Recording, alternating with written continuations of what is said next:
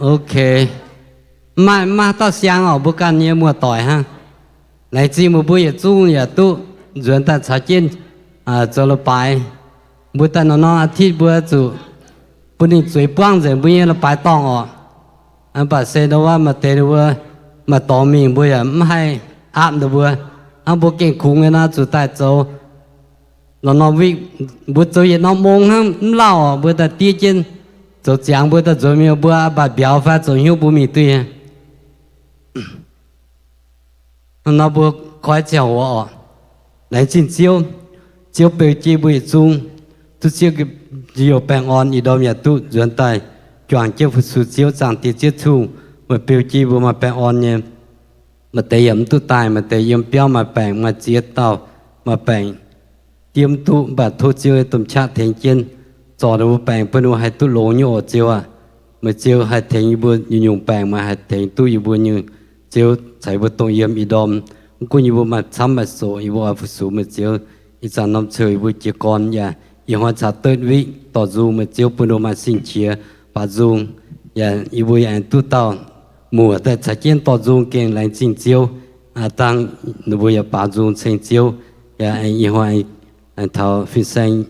ส่วนตัวนี่ต่อกิ่งเสาอ่อนอยู่บนเหี้ยวปุยเวจูมองตัวปีเหี้ยวเหี้ยวเจียวไม่ใช่ประตูเยี่ยมีจันน้ำเชียวอยู่บนจีกรอยู่บนต่อเสียแต่ยิ่งสวยมัวคอยเสียงหูเอเมน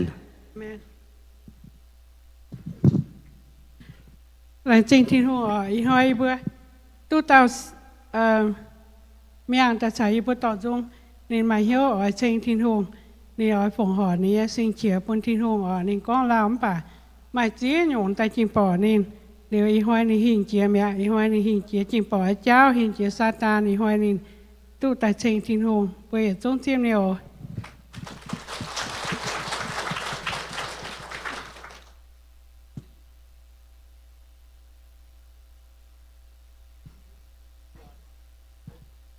โทมเบื่อจงจีเซียนแต่สาวจีเบื่อเศร้าจี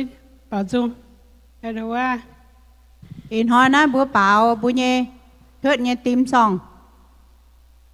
เสียงเป็นจงแสงเฟียเต่าวะเบื่อหลงใจเหี้ยวโหเท้าหายโอยังบ่เปล่าอีจุนชาโห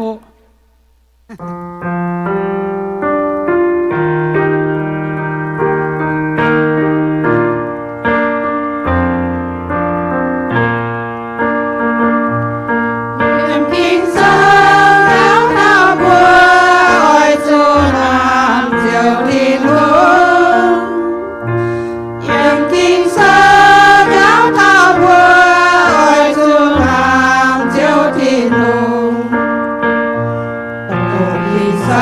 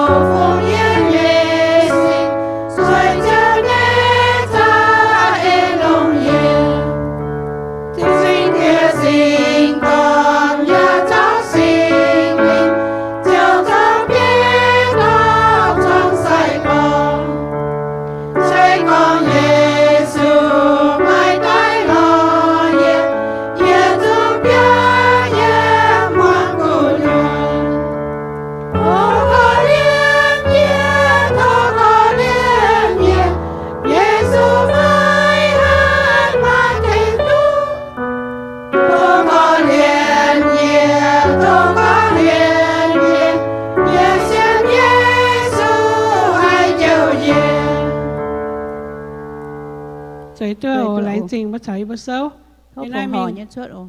phòng hò.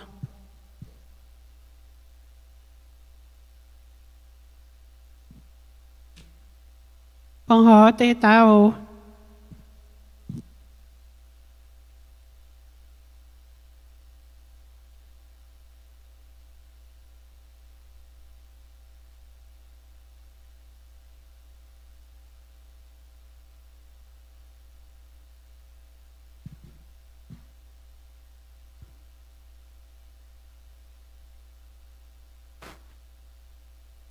cái bữa rồi đóว่ากับเฮาตะเกาปองหออีเบตากเจจินฮงสิสุกิตูไม่เจอก้อนไม่เจอเส้นเหมือนเต้าไม่ตรงอีบัวเอาเส้นถ่ายเต้าน้ำโชยบัวอ้อยฟงหอสิญญาณลงเจอเจ้าญากงก็สั่งเตปุนเตสิญญาณไอ้มิงเถานอนน้ำตองตรงอีบัวจำสุลงเนี่ยไอ้จิตเจ้าเนี่ยใส่แรงสิ่งสั่งเตียเต้งเจ้าเนี่ยบัวแม่อาเมน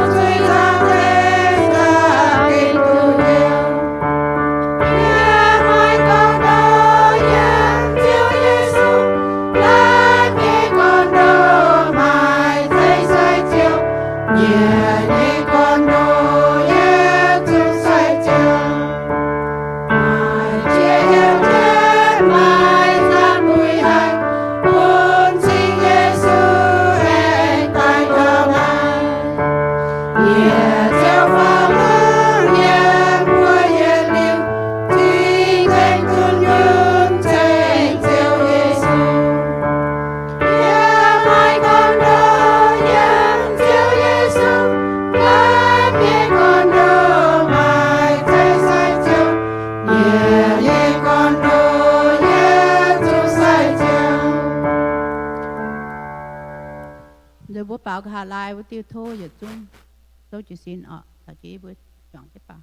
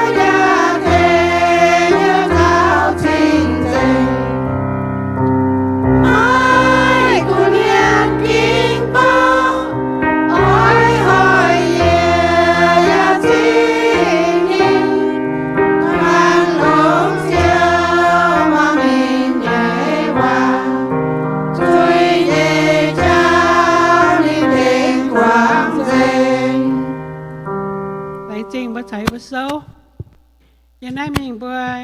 chip phiên sang để tỏ khu phiền on bây hiếu ở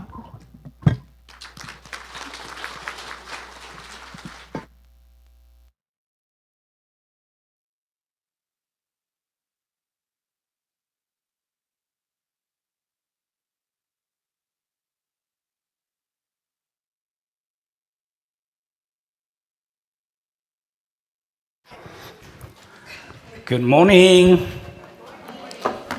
Bạn ở đom. Anh hãy như phải bữa yếm chiếu như béo anh hãy như cho con hallelujah trên thiên hùng. Tổ chức bữa chiếu ở bữa chiếu kinh long hay nên cho bữa hùng cho bữa chiếu. Bữa anh hãy như chip bữa như cho anh như mua tỏi như cô như phát biết đã bữa trang bữa chiếu thiên hùng. Idom welcome you here this morning, far or near. We want to welcome you all this morning to worship our Lord. Bữa lẽ chính là tao chú ní quan ở tao tu long hai, anh hãy trên thiên hùng. Thank you, thank you. Lẽ chính thiên hùng en, cho cái anh hãy hai bữa nó week. Mai, ít quan nha, ta trên thiên hùng này. Bữa lẽ chính hai bữa thiên hùng ở lẽ chính bữa nhiệt chiếu. Vì mỗi tối ye hít tu bữa mà tế bữa tai dùn mà tế tai dùn ý dùn อยู่บัวกี่ปางนะใส่คอยเจ็บปุ่นบัวเมียนมัวต่อยฮัลล้านอยู่บัวอย่างให้จิบตรงบัวไม้หรือป่าตองมิงบัวตุใต้ได้อยู่บัวอย่างให้จิบโอ for those I just want to clarify for those if you don't have a home church you want to be part of our church here we welcome you okay thank you all in hỏi kinh số giờ con nghe sẽ con thảo Giêsu tin tôm giáo Jesus calmed the storm bữa hai bữa nhé mèn hai như phải chúng ba hăng tôm bữa giáo bữa buông chủ như phải hai bữa nhé mèn hai hăng tôm bữa giáo như phải for those you in your lifetime maybe you face into your life storm you know face a difficulty something happened like the message today bữa làm rồi bữa ta cáo liu bữa chiếu tao chỉ chiếu yên là trên tiền hùng bữa đi bữa mai kiểu bang bữa đi bữa mai miền mua tỏi tổng tham chiếu nhẹ miền hai tu cấp chun yếm chiếu nhẹ béo đom bữa giảng chiếu tiền hùng ở trên chiếu thấu chiếu khỏiอยู่บนหิ้วkhỏiอยู่บนนอมวางตัวหายchiếu nhẹ chìa chiếu nhẹว่าthấu chiếu nhẹ sinh linhต่อที่เยียทานเจียวเนี่ยโต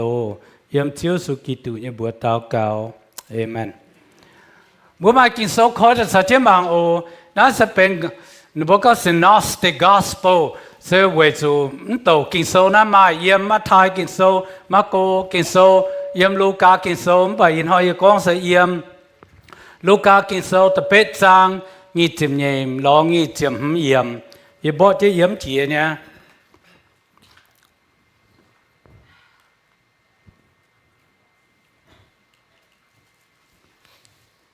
Okay. มันหอยเยซูบัวนี่เนี่ยใส่ก่อบัวมิงว่างานจีคอยตอนเนินบัวเจียวเปียจังแจงเจียนมิงเก้าเยซูจอมเนี่ยเลี่ยมใจปองกองต้มเจียวปวนอ้วมเจียหลางกลมเปียจังเนินบัวเก่งกำเจียไฮสกอบัวเจียวมิงเหี่ยวเยซูเนียตายในบัวกองเจียวเจียวบัวดอดอวมตายอโลเยซูเจียซินหัดเจียวชาวอวมหลังต้มเจียวเจียวติงอวมหลังฮับเซ็กอย่างเนี้ย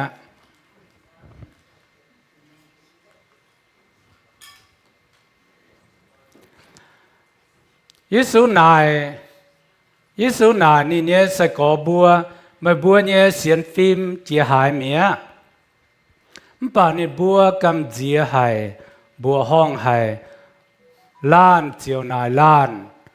นายหายอยู่เมียนอ๋อนินหัดเจียวหัดอ้วมเรียมเจียวชะอ้วมอย่ามวงนินเนี่ยว่าเดี๋ยวจะง้องเอเมนบัวโตเลยกินโซเนี่ยว่าบัวมังกินโซเนี่ยว่าพ่อแม่บัวทาบัวเยซูอ๋อเจียว่างานจีคอยตอนไฟเยซูอ๋อเจียว่างานจีคอยเห็นบัวมังเท้าน้ำฝังนะกาลิลีแสงเสร็จไฟเนี่ยบัวมังเจียนไปละว่าไฟเนี่ยอ้วมจะตรงดาวเตียนแบบบันบัวว่ากาลิลีคอยเสตรงไหนเยซูเอาเจียวงานปุงจีคอยมิงเจ้าไปเจอยงบัวมิว for the time being Jesus want to cross to other side of the sea or other side of the lake so maybe Jesus want to go there to relax or just with discipleบุญบางเยซูชาวนี้ใส่ก่อเปียจังเลยก้อยจวงเมียนเปียอ้วมมิงกัว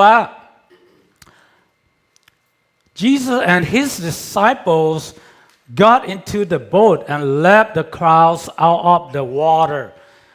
นบัวเจียมิงเขาเท้าดำเจ้า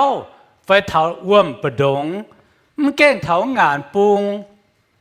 bố con bình cao thảo bờ đông ấy chiều hồ chiều bóng con tôm giáo xuất tai. On the way in the middle of the sea, suddenly the storms came up, the raging storm, and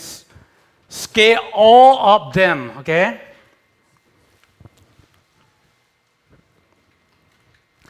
Mình cao Giêsu cho mẹ liêm chạy bóng con tôm giáo buồn chia làng gốc biệt giang ne bua kinh cầm chia hay. But as the sail they fell asleep, but there came a storm of wind on the lake, and they were filled with water, and they were in jeopardy. Bua mang thảo nam chia hồ, bua mình cao thảo đâm chiao. Nhớ chia hồ, Giêsu chính như ta, Giêsu buen cho mẹ tôm bua tôm giáo thảo nhớ chia hồ, nếu bua hang tàu bua sai cổ bua kinh cặp gì ha. In the middle of the storm, Jesus fell asleep, so the disciples they don't know what to do. Bua nóm chia hồ bua hiu nhớ sẽ con bua buông su tôm xì, yếm tôm làng nhớ dầm hiên, tôm bua tôm giáo. Bua ở chỗ chiếu bua cái này mang, hắn ở biểu to do. By the time it storm hit you in the middle of in the sea, you try to survive yourself. Tông nắm theo hồ này nó bua là khu gì vậy? Nó bua can lồng, nó bua can nếp pan say, lồng nó bua can nếp cha bong tháo tôm bua tôm giáo. In the moment they try to survive themselves, try to fight the wind and the storm. At that moment, they forget all about Jesus. Bua ya fin hang zon pa bua yếm na dùng hay gì cái nhưว่าbua là khu dành bua cũng chẳng cho bua như mèn hang bua chẳng halan mẹ. At the time, if you in that situation, you might concern about yourself. You forgot everything, right? Sẽ có bữa chiều mình hiểu Giêsu nhiều tài, nếu bữa con chiều bữa đót tài lâu.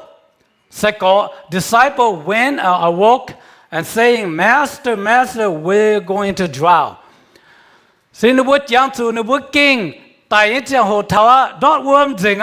nếu bữa xin ta giảng chủ Giêsu yếm cái này, nếu bữa ta mình hiểu Giêsu nhiều. Vậy tiêu mà chỉ dùng buông giảng thảo chiếu sa bua yếm chân và bua là tôi bukan hang bua là khu dừng See, look at this. What happened in life? Sometimes even God with you, but you've forgotten about God. You don't realize God is with you. Hang on, the words in tai hiểu Giêsu nhiều Giêsu chỉ xin hạt giáo thảo làng chiều tình. Jesus got up and rebuilt the wind, and the storm was calm. Giêsu chỉ xin tai, Giêsu con bữa tôm giáo chiều tình, làng ya hap. Jesus stood up and calmed the storm. See, Jesus has power to do things. Sometimes we don't realize. Mà chỉ dùng bữa như mèn là bữa chẳng thảo. Bố chẳng hiểu thảo bố như chiếu, bố cũng là khu hăng, bà bố chiếu yếm chứ bố dùm hiền nha.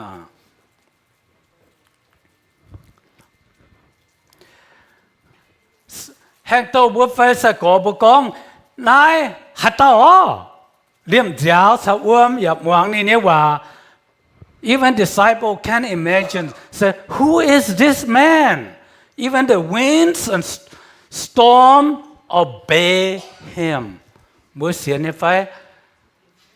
hẹn tàu bữa phải sai có bữa sau Giêsu yếm chân bà nó bữa chiêm tu Giêsu nó bữa hít tu Giêsu về cho ha về chiếu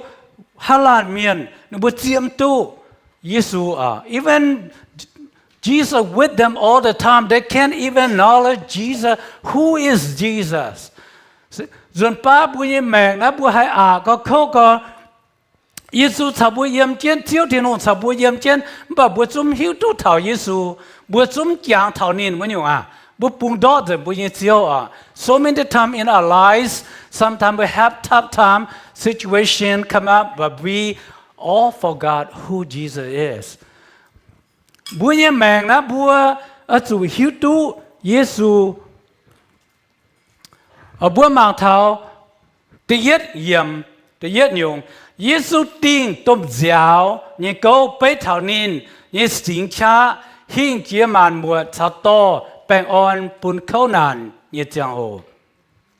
The story of Jesus calming the storms symbolizes his divine power over nature and his ability to bring peace amidst in the chaos. Bùa hiu nhé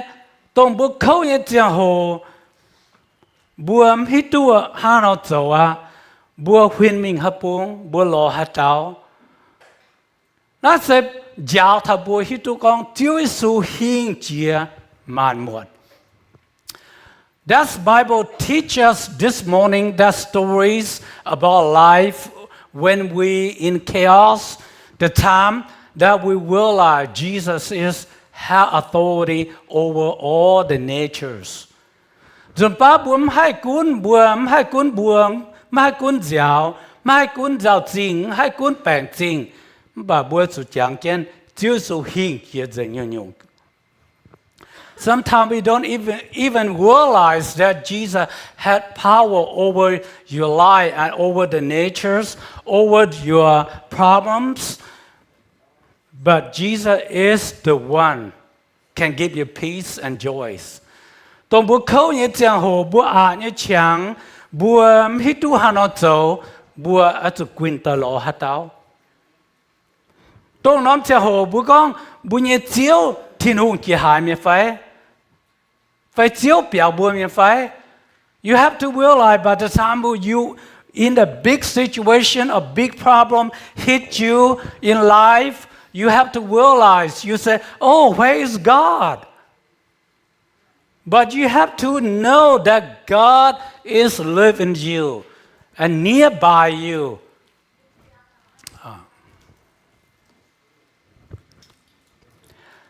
Giêsu hình chia màn muộn nó tiêu câu hình xuất Giêsu như sinh cha hay cuốn giáo thảo uom làng dọc muang ni wa.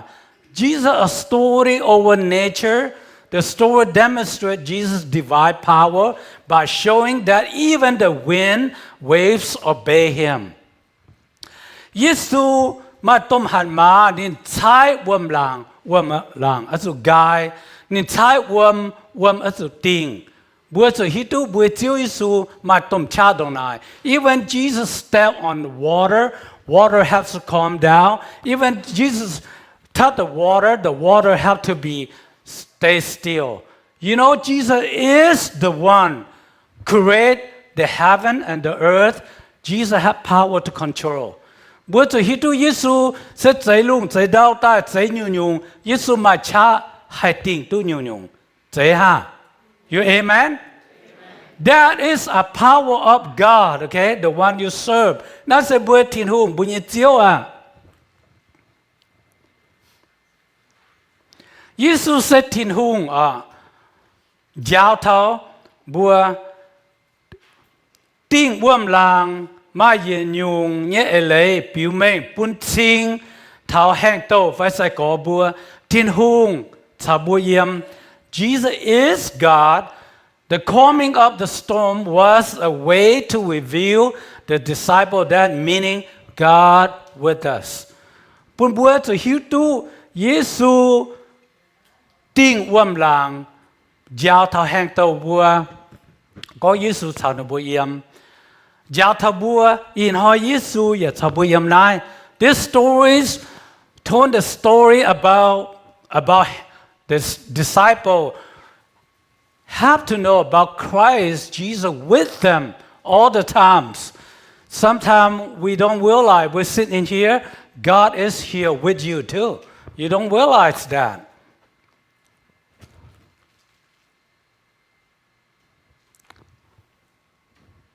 Okay. This side on, other side off. That's okay.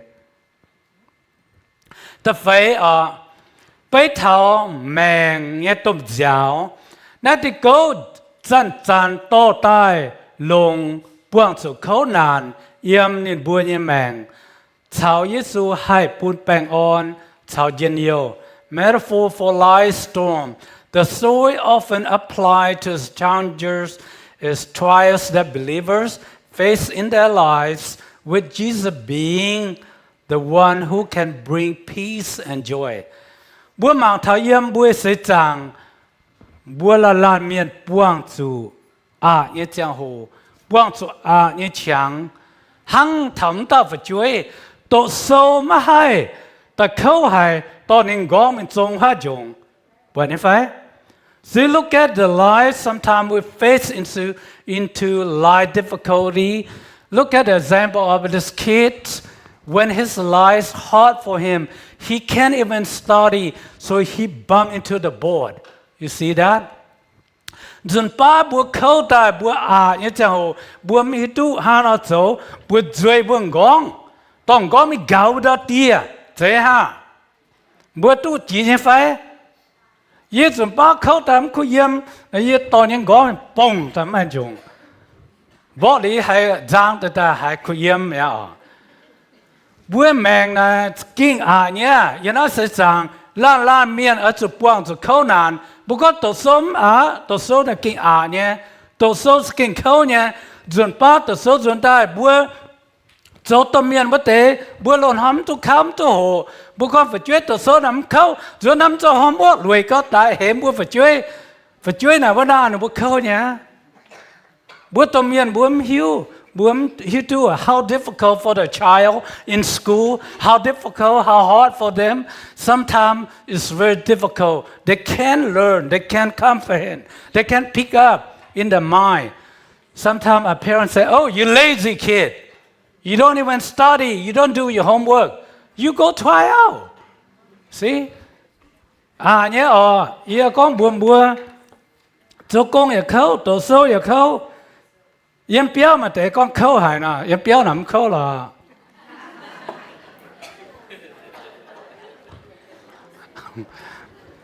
Okay. Tâm khâu nàn như chẳng hồ thiên hùng chào bố yếm, chẳng châu. Chẳng kiến là thiên hùng chào bố yếm. Mà cún hai chàn bố nhé mèng, hai chia đàng. God presents in trial. Remember that God is present with us even we are feel overwhelmed by life's difficulties. Bữa chủ giảng thảo này, bữa mẹ chia chẳng hồ, bữa con diễm thiên hùng sao bữa yếm phải, thiên hùng sao bữa yếm chứ nhé. Bữa giảng cháu điết đổ hên mà có diễm thiên hùng sao mày giảng cháu, thiên hùng sao chứ mày giảng cháu. Mày cần em chính mảng buồn hăng. Vậy tụi bữa chính thông bữa mảng buồn spiritual side. See, when you walk in the beach, God walk with you. Sometimes you don't realize, you say, I'm too lonely. I walk by myself. But God is there walking along with you. You believe that? Amen? Amen. Ye con, tu câu bún bùm hoàng. Mà tao, miền phải chiến có miền ta tỏ miền có chiến mà mà ta chiến nên có nên mi yêu chiến tập buông nên biết rằng đấy biết có mình yêu tập buông mình có ta đang rằng đấy đó biết coi mình miền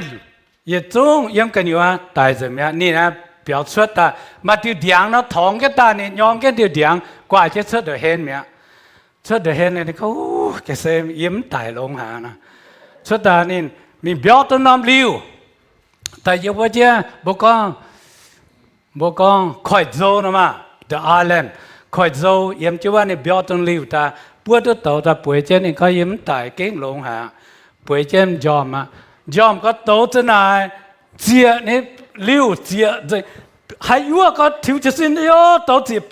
biểu trước cái nhà mình, nên rồi có game thiên hùng thành ye quái thiên hùng. Quái thiên hùng na, yên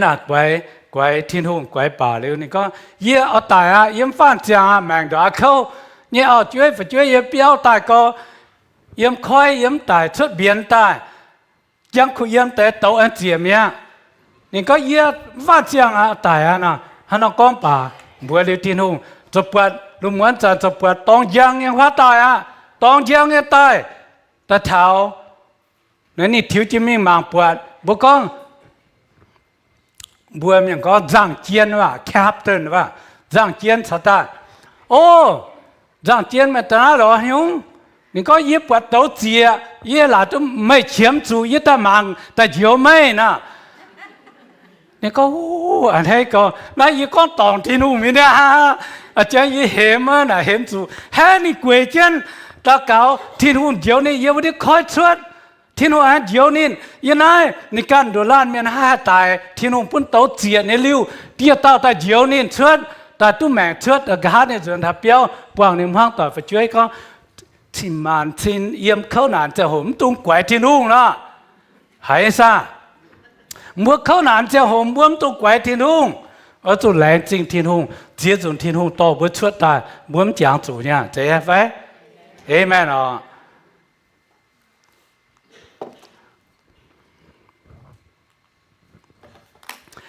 เอากาไลว่าให้จันไม่ตะเกาโตไม่แย่กำเจียปุ่นทิ้งหุ่งโตมาเนี่ยละเหนียวเจ้าปุ่นทิ้งหุ่ง When you pray, bring your fear to God, bring your problem to God. Okay. หังเตสแห่งเตาบัวเยี่ยมเข้าหน้าเนี่ยเจียงโหนึกว่าลงนึกว่าปั้นเสหังบัดจะก็จางจู่ยิสุเยี่ยมเจ้าหน้าเนี่ยนึกว่าเหี่ยวยิสุเถงอ่ะไม่ตะเกาทิ้งหุ่งหวังไม่ตะเกาทิ้งหุ่งเตา You pray God listen You pray God answer หายไฟบัวจัดเยี่ยมเข้าหน้าในเจ้าโหบัวจางเจ้าบัวทิ้งหุ่งบัวตะเกาทิ้งหุ่งตะเจียวบัวทิ้งหุ่งตะเถงบัวบัวมาแปลงจริงเข้าในเจ้าโหทิ้งหุ่งเยี่ยมบัวแกเห็นทิ้งหุ่งเอาเถงบัวทิ้งหุ่งเอาเจียวบัวจางแก้บัวมันตุงหลักคู่ทิ้งหุ่งอินาเสจางบัวปางสุดเข้าหน้าเนี่ยเจ้าผมกุ้นพ้าต่อยเอาโกต่อยไปช่วยเกี่ยวปามยังมัวต่อยเวยกงอีเจ้าเวยจินยาเนี่ยเจ้าบัวกุ้นตะเกาทิ้งหุ่งเตาทิ้งหุ่งหวางไม่ทิ้งหุ่งอาเตาไม่โอเคเอเมนเนี่ยไฟเอเมนอ๋อแรงจริงทิ้งหุ่งโอบัวไม่เข้าหน้าเชื่อมสุดตะเกาแต่โซเจสินเอียตะเกาเวยบัวมาอีลานเมียนบัวตะเกาเวยตะเกาตีเยเตา